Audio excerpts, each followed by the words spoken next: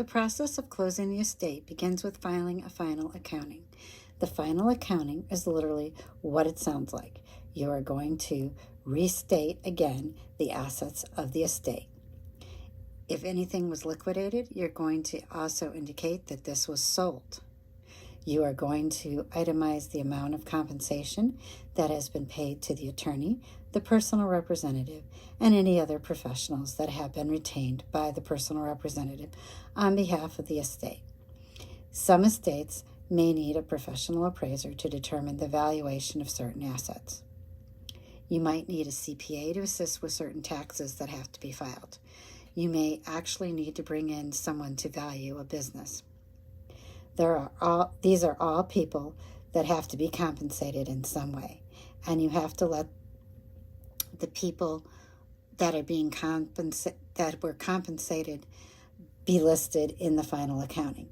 You will also list any and all creditors that have been paid out of the funds of the estate. You will submit a plan and a petition of distribution, and this is going to list how much is going to be paid or what is going to be distributed to the individual beneficiaries or heirs at law.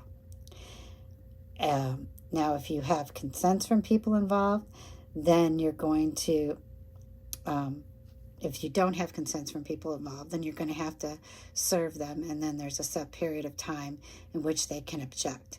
If they don't object, you're free to move forward with the distribution.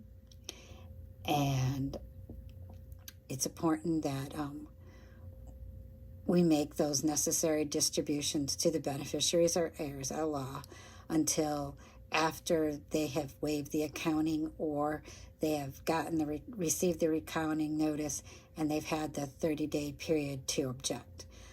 So once the 30-day period is expired, they've issued the waiver, then we can go ahead and distribute the assets. When we send those distributions to the beneficiaries,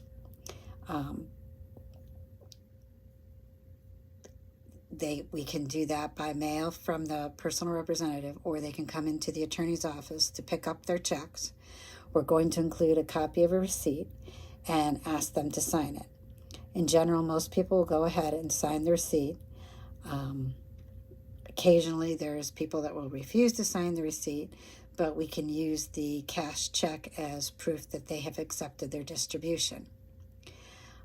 Since they didn't object during the 30-day period and they have now received their payment, they cannot object once they have cashed the payment. So that is basically consent.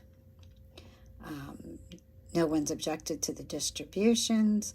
The distributions have been received, and we're good to go at this point.